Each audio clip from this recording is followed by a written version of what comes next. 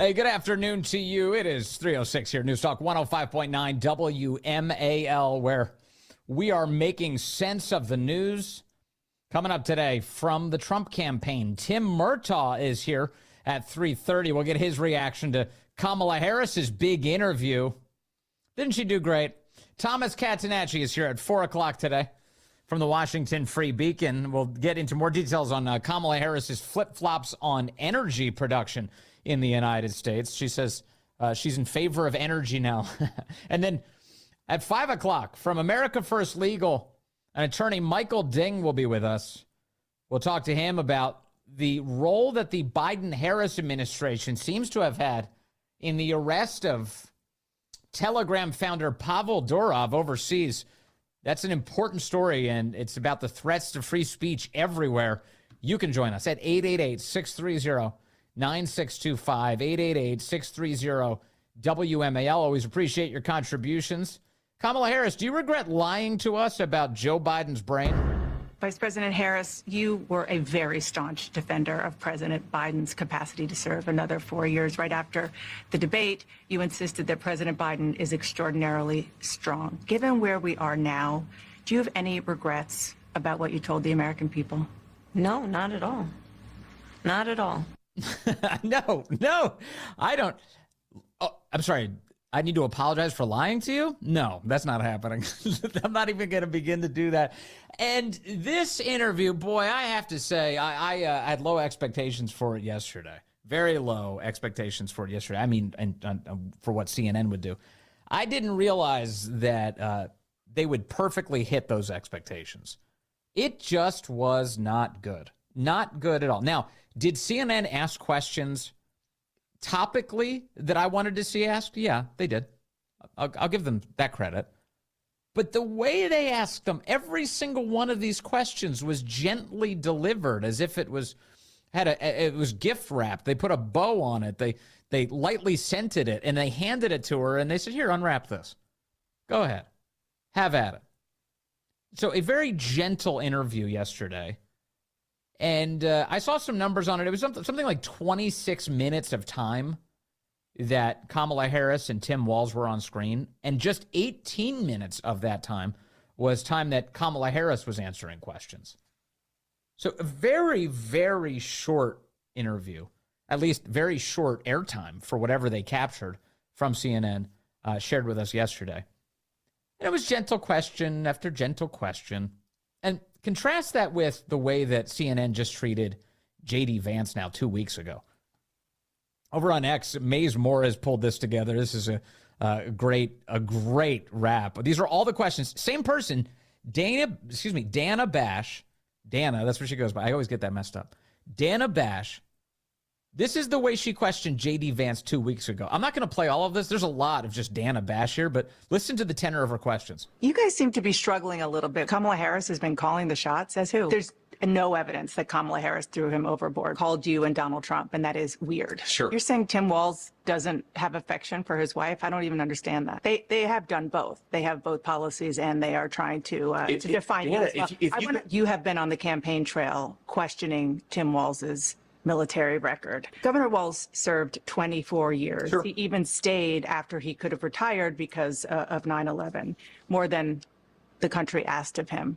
Do you honor his service? I will say that the Harris-Walz campaign did say that the governor misspoke. That was a month before the National Guard even announced that it was possible that they would deploy to Iraq, and it ended up being 2 months. He retired 2 months before they actually got the paperwork. You know, I've seen a lot of statements from veterans, including those you served with, saying it's just untoward to be criticizing somebody who served for 24 years. Donald Trump didn't serve in the military.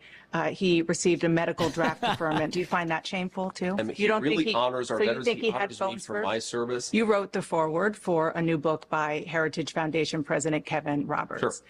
Of Project 2025, whether or not a Trump-Vance administration. And it goes on and on and on. So that was 2 weeks ago. She had JD Vance. It wasn't both Donald Trump and JD Vance. JD Vance didn't require assistance. Nobody needed to sit there with him as an emotional support running mate. It was just JD Vance and Dana Bash. And Dana bashing JD Vance throughout that interview, over and over and over again, hitting him over the head. You need to answer for this. Do you regret that? Or do you think Donald Trump's behavior is shameful? Is his military record, his lack of military record, shameful? And on and on and on. And then there was the Kamala Harris interview. Excuse me, the Kamala Harris-Tim Walz interview. And, the first question was, what's your day one plan? What are you going to do on day one? In this cozy little cafe they were sitting in. What are you doing? The voters are really eager to hear what your plans are. So if eager. you are elected, what would you do on day one in the White House? Well, there are a number of things. I will tell you, first and foremost, one of my highest priorities is to do what we can to support and strengthen the middle class. When I look at That's not a day one thing. aspirations, the goals, the ambitions of the American people, I think that people are ready for a new way forward. That's not an action item. Wait a second. In a way A new way forward. She's vice president of the United States right now. What do you mean a new way forward? Yes, of course, they're ready for a new way forward, but you do not provide newness. You provide oldness. Generations of Americans have been fueled by hope and by optimism. I think, sadly, in the last decade, we have had in the former president someone who has really been pushing an agenda and in an environment that is about diminishing the character and the strength of who we are as Americans, really dividing our nation. And I think people are ready to turn the page on that. So what would you do? I think in the last decade, she says, it's just been miserable. Okay, what year is it? It is 2024. So what is she referring to? 2014. Who was president from 14 to 17? That was Obama. And then from 17 to 21, that was Trump. And then from 21 until now, it's been Biden. What the hell is she talking about? For the last decade, where did she pull that from? So there's Kamala Harris. That was the very first question, at least the first question that CNN aired. What are you going to do on day one? And that's one of the only moments, by the way, that Dana Bash has to follow up. You can kind of hear her start at the end of that clip. She's like, okay, but what are you going to do on day one? That's the question was, what are you going to do on day one? And she's like, well, I'm going to keep fighting for the middle class. And Trump made America awful for the whole last decade, was her answer. There were some questions about whether or not she would stick to her radical positions on things like fracking. And in 2019, you said, quote, there is no question I'm in favor of banning fracking. Fracking, as you know, is a pretty big issue, particularly in your must-win state of Pennsylvania. Sure. Do you still want to ban fracking? No, and I made that clear on the debate stage in 2020, that I would not ban fracking. As vice president, I did not ban fracking. If you were watching this, was this a moment where you're like, what are you talking about? You made it clear on the debate stage in 2020. She's not talking about the primary debate. She can't be, because she left the Democrat primary in December of 2019. She wasn't even on a debate stage in 2020 for the Democrat primary. What was she talking about last night? Well, I'm glad you asked, because apparently somebody in her campaign said, well, you did reference fracking in the vice presidential debate in 2020. So let me take you back to, this is her 2019 primary position. And this is what she said. There's no question I'm in favor of banning fracking. So, yeah. Yeah, there's no question I'm in favor of banning fracking, she says very flatly. There's no nuance to that. And then on a 2020 debate stage against Mike Pence, this is the vice presidential debate, Kamala Harris on two occasions said that Joe Biden doesn't support banning fracking. Now, never mind the fact that Joe Biden said he was to get rid of fossil fuels entirely during that campaign. So all of this is still predicated on the Democrats lying about their positions.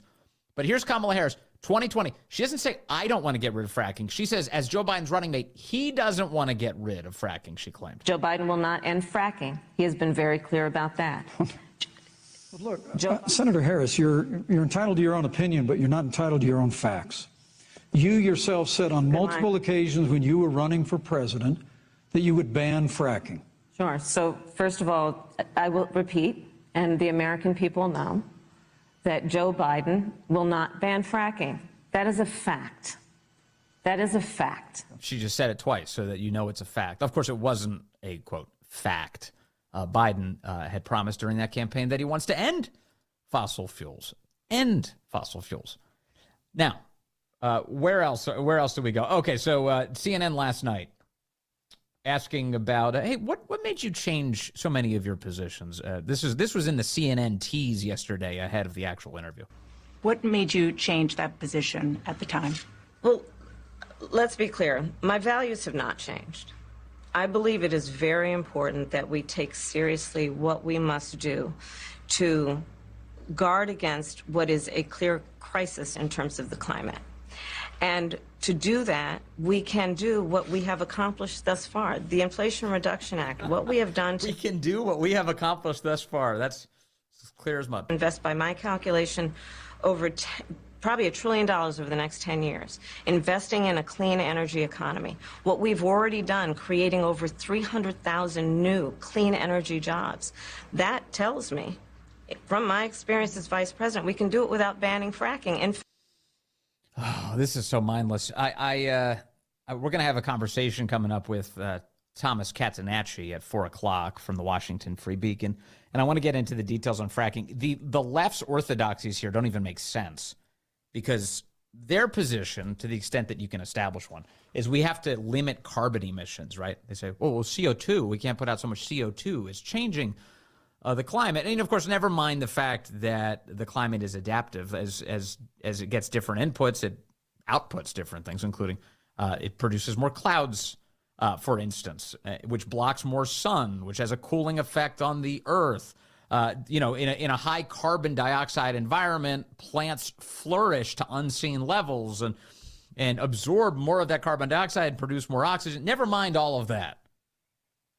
Fracking, hydraulic fracturing, specifically, fracking has been responsible for decreasing carbon emissions. So if these so-called climate people were for decreasing carbon emissions, they'd be enthusiastic about expanding fracking. But it is incoherent, because the whole point of it is really it's a power play. It doesn't actually fundamentally serve any sort of realistic end goal. It's about concentrating power into the hands of the government and its cronies and taking it from you. And we'll talk about that with Thomas Catenacci coming up. But this is, Kamala Harris, she's all over the place last night. And she wasn't really getting follow-ups from Dana Bash to explain all of this. Why are you all over the place? How are you changing your position so radically? And if I go back in time for Donald Trump, President Trump has changed positions over the years, especially during his presidential years, as he gets input from his supporters and from experts, and he kind of figures out how to handle various policy areas. But there are some policy areas where President Trump has been consistent for 40 years. I mean, remember, this is just audio of him from 1988 when he was on Oprah talking about how so many countries have been taking advantage of the United States. You took out a full-page ad in major U.S. newspapers last year criticizing U.S. foreign policy. What would you do differently, Donald? I'd make our allies, forgetting about the enemies you can't talk to so easily, I'd make our allies pay their fair share. We're a debtor nation. Something's going to happen over the next number of years with this country, because you can't keep going on losing $200 billion, and yet we let Japan come in and dump everything right into our markets and everything. It's not free trade. If you ever go to Japan right now and try to sell something, forget about it, Oprah. Just forget about it. It's almost impossible. They don't have laws against it. They just make it impossible. They come over here, they sell their cars, their VCRs, they knock the hell out of our companies. And, hey, I have tremendous respect for the Japanese people. I mean, you can respect somebody that's beating the hell out of you, but they are beating the hell out of this country. Kuwait, they live like kings. The poorest person in Kuwait, they live like kings. And yet they're not paying. We make it possible for them to sell their oil. Why aren't they paying us 25% of what they're making? It's a joke. This sounds like political presidential talk to me, and I know people have talked to you about whether or not you want to run. Would you ever? Probably not, but I do get tired of seeing the country ripped off. Why would you not? I just don't think I really have the inclination to do it. I love what I'm doing. I really like it. Also, it doesn't pay as well. No, it doesn't. Yeah, well, I mean, listen to what he's saying, though. How consistent is that point? We've been taken advantage of, and that has to stop. That has to stop. He's stayed pretty consistent on that. What is Kamala Harris staying consistent on? Is she presenting any idea right now that looks like the ideas that she's represented over the years? No, it's just like it's lie after lie. She's for a wall now? Come on, be serious. She's for no tax on tips? What a joke. All right, to the phones we go. I've got Jason calling in from Kensington, line 2. Hello, Jason. You're on the Vince Coglianese Show. Hey, g'day, Vince. Yeah, I like that AC/DC tune. It's pretty cool. Amen. Hey, hey, that interview, I mean, if you put the two together, the contrast couldn't be any more stark between the Trump and the Kamala interview. The whole tone, the facial expressions, the mannerisms. I mean, it's just Kamala got such a welcoming sort of a mood from Dana Bash. And the question, I mean, at one stage, she even offered Kamala sort of like a multiple choice answer. Like, you know, do you think you've learned more? Do you think it's this one? Do you think it's I mean, talk about fluffers. I mean, unbelievable. I mean, just the contrast, and then with Trump, the whole, you know, the stern eyebrow look and the tone, and also the one that they do them in quick and rapid fire too. The questions, when she does them with Trump, she does them real fast and sort of intimidating to sort of try. It's also condescending, and it's all bad faith. When they interview Republicans, they do it in the least charitable way they can possibly imagine. An example of this is today on CNN. On CNN today, there was that guy Berman. John Berman had JD Vance on. And so earlier this week, JD Vance shared a joke about Kamala Harris's interview, and he was referencing that old Miss Teen South Carolina answer where she was struggling to figure out how to talk about maps. It was just a joke. It's an internet meme. John Berman straight up asked JD Vance, did you know that woman was at one point suicidal? Night after CNN released a small clip of the Harris interview, you on Twitter posted a clip from a Miss Teen USA beauty pageant from 2007, Kate Upton, and you wrote, I have gotten a hold of the full Kamala Harris CNN interview. Now, this thing that surfaced around the internet for a few years, she had, you know, she struggled answering a question back in this beauty pageant.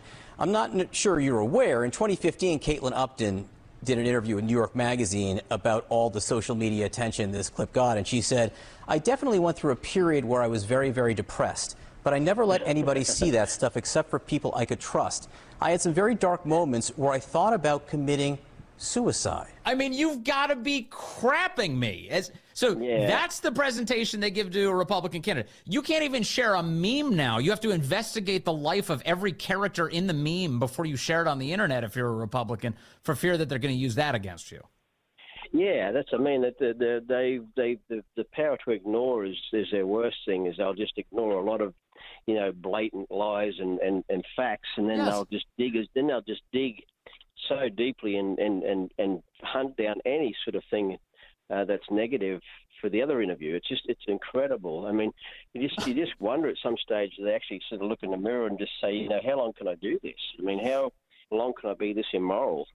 Yeah. You know, it's just Yeah, and of course, like, you know, what has Kamala Harris shared on the internet? Oh, nothing. You know, just like bail funds to get criminals out of prison who are burning down American cities. JD Vance shares a meme about Miss Teen South Carolina, and now he's the bad guy. What an idiotic media that we're dealing with here. Drives you bonkers. Thank you, Jason, as always. Okay, let's mate. Thank you. Let's take Sam in Alexandria. He's on line 4. Hello, Sam. You're on the Vince Coglianese Show. Hey, Vince, thank you so much for taking the call, and almost happy Labor Day. Yeah. You know, when you played that clip from Oprah when he was being interviewed, what really struck me was he was talking about how the external friends of ours take advantage of us, and as he said, beating the hell out of us. And I thought about it, and it just sparked in my head, and I said, I got to, you know, see if I can talk to Vince about this. He took that, and he has, and that's why a lot of people love him like they do. When he says, make America great again, he took that quote, that philosophy, and said, who's beating the hell out of America? It's the politicians that wiggle and squirm just like Kamala does to try to suit the answer, and the bureaucracy that is beating the hell out of the people. Yes. And that's it. And then in I fact, said, you know what? Yeah, I agree with you entirely, Sam. And in his first presidential run, and even now, but in his first presidential run, that was a huge feature where he said, look, what you're seeing play out in front of you, these politicians, it's artificial. As he would get booed at a primary debate on a Republican stage, he would say, this isn't authentic. The people that are in this room, they're donors. That's the donor class you're hearing from. And that's what took him to the top the first time. And he would be wise to remember that as he runs again for president of the United States against someone who is so phony, so transactional, and so see-through. Coming up, Tim Murtaugh from the Trump campaign joins us next. He'll give us his reaction to the fluffer interview from CNN.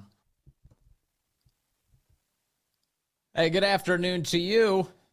3:35 here, News Talk 105.9 WMAL, where we're making sense of the news. Coming up, Thomas Catanacci joins us at 4 o'clock from the Free Beacon. We'll talk American energy and Kamala's ridiculous answers with him. And Michael Ding joins us from the America First Legal. He's an attorney over there. That's at 5 o'clock. We'll talk to him about the arrest of Telegram founder Pavel Durov and what it implicates for free speech everywhere.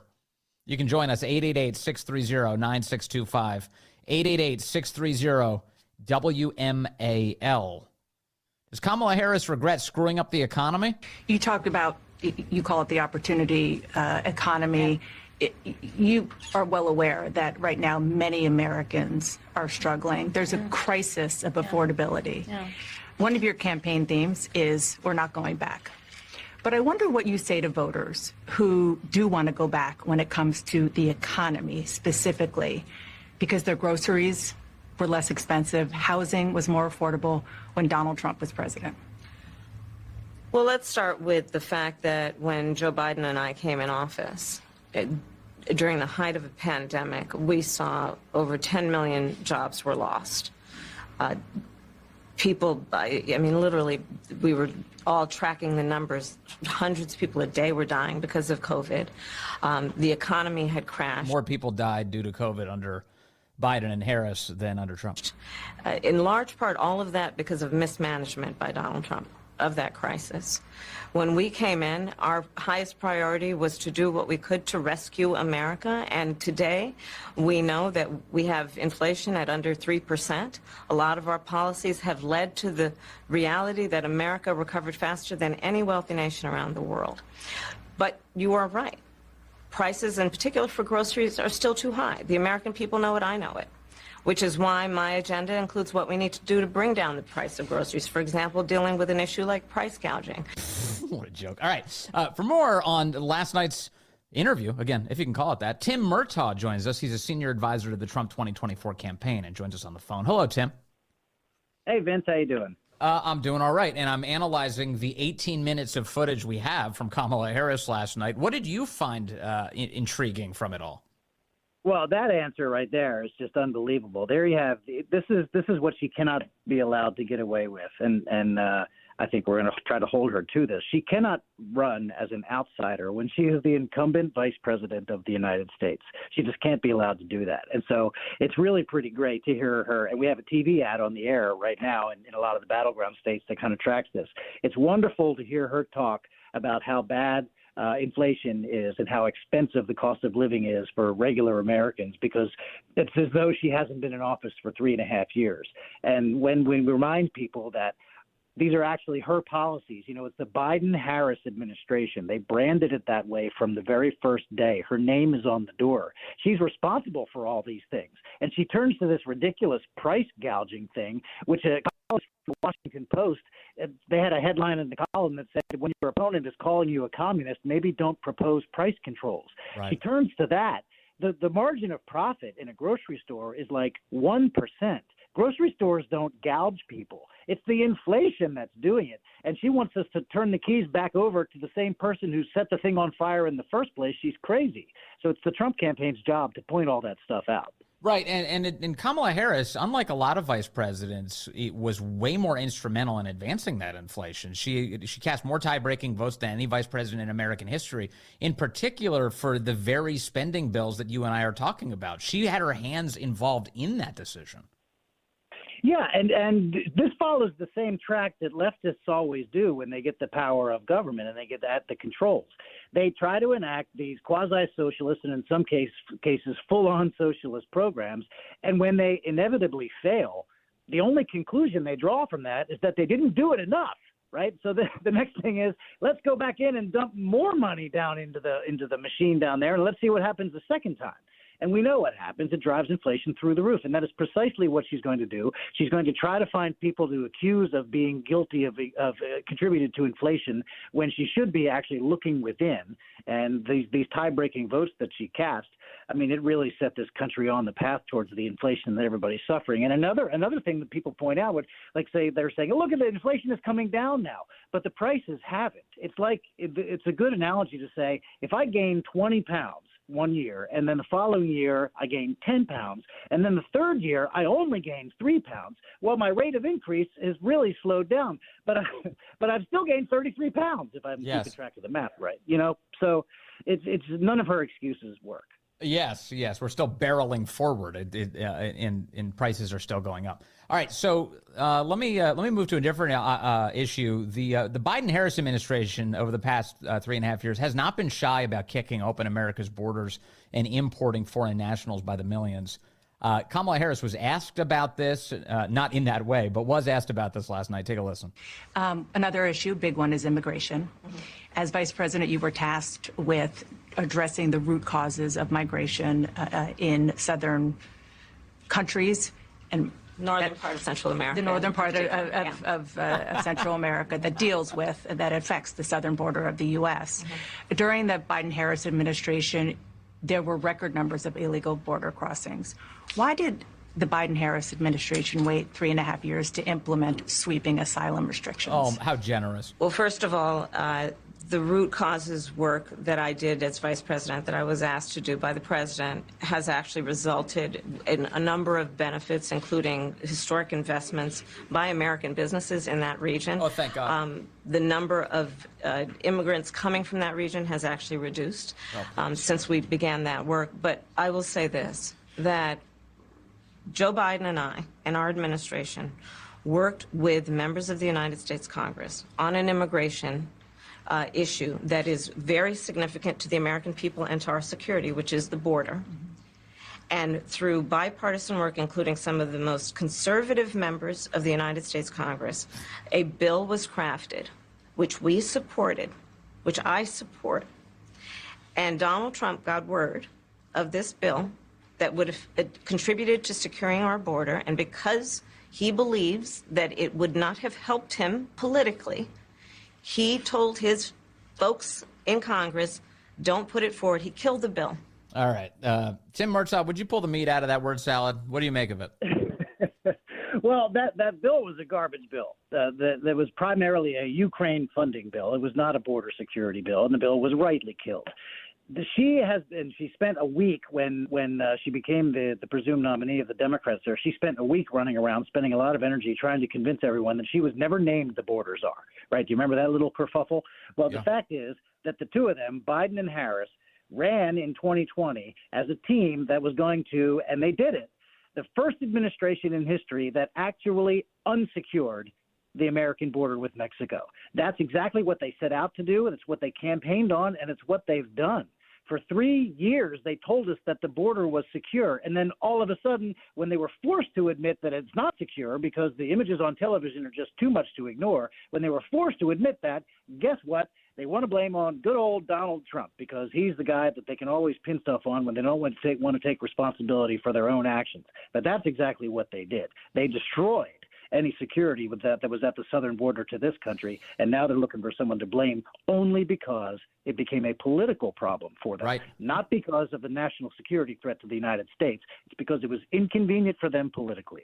Yeah, that's true. Although, I one of the things I object to about the way Dana Bash conducted that question was that she suggested that it was just a festering problem and they finally dealt with it after 3.5 years. Biden and Harris actively made it worse. The first thing Biden does when he comes into office is a number of gets rid of all these Trump executive orders, opens up the border, gives NGOs billions of dollars to traffic human beings into our country. The idea that they were just not really attending to it, that's not true. They were sabotaging it. Yeah, they absolutely were. I mean, 92, I think, is the number. 92 Trump policies were repealed by the Biden administration, the Biden-Harris administration. They actively did it. And you hear her in that defense there when she's asked, hey, what have you guys been doing to actually address this problem that you created, is not what Dana says, but that's the actual truth. And her response is, well, we gave a bunch of money to these foreign countries, but we just got finished talking about how Americans are struggling. And her defense of her malfeasance on the border is to say we threw a bunch of money at these other countries. Boy, is that pathetic. You want to say that is really addressing the problem, boy, dumping money into somebody else's bank account and hoping that your backyard gets clean. That's amazing. There was also another guy sitting in the room for most of this. It was a very bizarre interview, the whole thing. Tim Walz, the emotional support running mate, was sitting next to Kamala Harris throughout all of this. And he was asked at one point why it is that he lied about going into a war zone. And his response was that he's just not very good with grammar. Listen. And my wife, the English teacher, told me my grammar is not always correct. My grammar is not always correct. Tim, I know you've been involved in political communications for some time. Is this a good way to get out of a scandal? You just say you have bad grammar? No. And look, this is the crime against politics and the crime against communications and strategy here. These people had 39 days to come up with better answers than this. That is nearly 6 weeks. And he comes out there and he says, my grammar is bad. And you're right. He wasn't, an emotional support Midwesterner. He should have been wearing a yellow vest, to denote his status there. He's like basically a human body pillow that she can hug if she needed some emotional support. But, so that was a terrible answer. And also I gotta, before we get done here, the biggest gold nugget that came out of this thing, I absolutely believe, is when Kamala Harris, and she said it repeatedly, that her values haven't changed. When she was confronted with these outrageous 180-degree reversals of these policies that she has allegedly found new positions on, and her answer was, my values haven't changed, this is what she expects people to believe. Yes, for many years, I believed firmly and emphatically, in many cases, X. I now say I believe Y. But you also have to understand that nothing at all has changed. I mean, it's absolutely ridiculous. And so she might as well have stared into the camera at that point and said, the honest truth is you can't trust anything I say. It's just a fact. And it took them almost 6 weeks to come up with this. Yeah, that's true. No wonder. This is why she cratered in 2019. We're seeing it happen all over again. As soon as people get a load of her act, they think, man, she's really bad at this. And it's beginning to happen. Her peak in polling, her best days of the campaign have already occurred. So the Trump campaign has a collection of some of her past positions. And so for her to say stuff like, oh, I'm for a wall now, or I want to lower grocery prices, or I'm for no tax on tips. This is just listen to the collection of quotes that the Trump campaign pulled together on her. Let's see here. Stand by. I promise I have it. Here's Kamala Harris through the years. My values have not changed. Reduce red meat specifically. Yes. The Boston Marathon bomber. They should be able to vote. I think we should have that conversation. Abolish ICE. Yeah. Would you ban offshore drilling? Yes. I'm in favor of banning fracking. I am prepared to pass a Green New Deal. I support a mandatory buyback program. We're not going to treat people who are undocumented and cross the border as criminals. The idea that more police equals more safety, that's just wrong. Policing, as we know, goes all the way back to slave patrols and that idea. Yeah, you are absolutely right. Where do you stand on defund the police? We need to take a look at these budgets. Do you ban plastic straws? I think we should. 70 to 80% tax rate. I think that's fantastic. Chip in now to the Minnesota Freedom Fund. How dare we speak Merry Christmas? Yeah, I am radical. I do believe that we need to get radical about what we are doing. Kamala Harris failed week, dangerously liberal. It says at the end of the spot. So that's, and the record here is, I think, crystal clear. She's been consistent as a crazy person for years. Yeah, she has. And that, I got to tell you, the reason why that thing that she says about my values haven't changed, the reason why that to us is very valuable to the Trump campaign is that it's the gateway. It opens the door to everything that is in her record. Here, these are the actual facts. She is a San Francisco liberal who is pretending not to be. She has never been the principal candidate in any election where she had to carry the banner herself outside of California. The only election she's ever run successfully outside of California, she wasn't the principal. When she was running on her own in 2019, she flamed out and had to quit before Iowa. So She has all these long-standing, radical leftist positions and actions and decisions that she's made for years, and they are not compatible with the majority of Americans. And so they have to change her. But then when she comes out with these brand new, like they basically invented a whole new person with whole new opinions about everything. But when they're trying to present this brand new edition of Kamala Harris, she says in order to assuage the left, she has a problem on the left. She needs to calm them down. Don't worry, I'm still one of you. She says, my values haven't changed. Well, all right, if that's the case, then everything that she ever did when she was back in California, when she was a local DA, she just brought those all up into present tense. All those things are absolutely valid. If nothing has changed, then boop, all of it is fair game. Don't talk about how that was a long time ago. Yeah, Tim Murtaugh, senior advisor to the Trump 2024 campaign. Thank you, sir, for all of that. Really good to talk to you, as always. To the phones we go. Ron calling in from Northwest D.C., now line 2. Hello, Ron. You're on the Vince Coglianese Show. How you doing there, sir? So good, Ron. What's on your mind?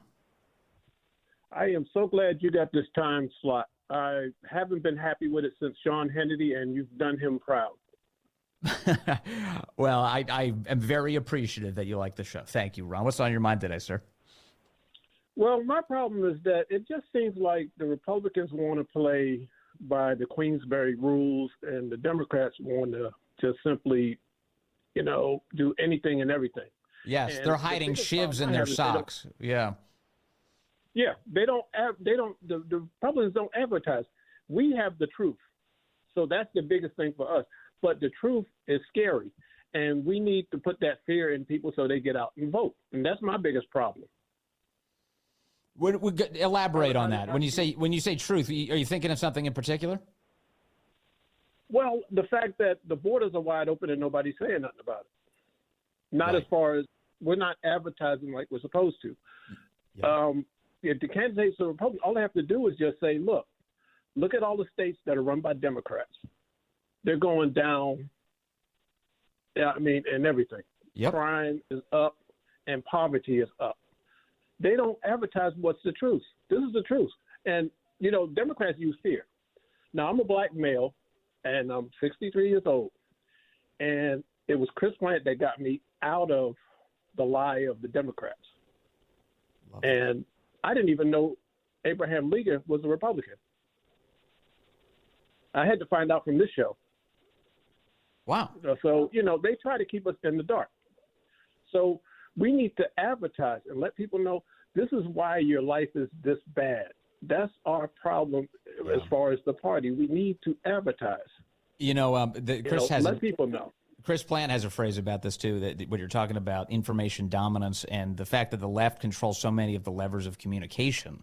And it has been in the past, although the right's breaking through more social media. Certainly talk radio is a great place for that. But on the point you just made that, people not knowing that Abraham Lincoln was a Republican, something I reflect upon from time to time and mention on the air is, it was 2012, during 2012 that the movie Lincoln came out. It was made by Steven Spielberg. Featuring Daniel Day-Lewis. It won all sorts of awards. Steven Spielberg delayed the release of that movie until after the election because he didn't want voters to associate Republicans with the end of slavery. He actively waited to release the movie because he didn't want people to think of Abraham Lincoln as a Republican. So when you talk about people not realizing this, the industries that are tasked with delivering information, even entertainment, they go out of their way to try and prevent people from having a complete picture so that they can make rational judgments about their lives. Well, because of stations like WML and people like yourself, very intelligent people, you put out the truth, and only intelligent people can accept the truth. People that want to stay stuck on stupid are going to be that way. Don't think of a reason to be dumb. But don't give up on them. Don't give up on them. But thanks to you, Vince. I appreciate it. You have a blessed day, and keep educating us. Thanks, Ron. It's so great to hear from you. Thank you for that. I love that. I love a good Chris Plant-based conversion story, too. That's fun. All right. Hey, coming up, we're going to hear from Thomas Catenacci, just moments away from the Washington Free Beacon. We'll take a deeper dive into Kamala's incoherent energy policies and what the truth is. That's ahead.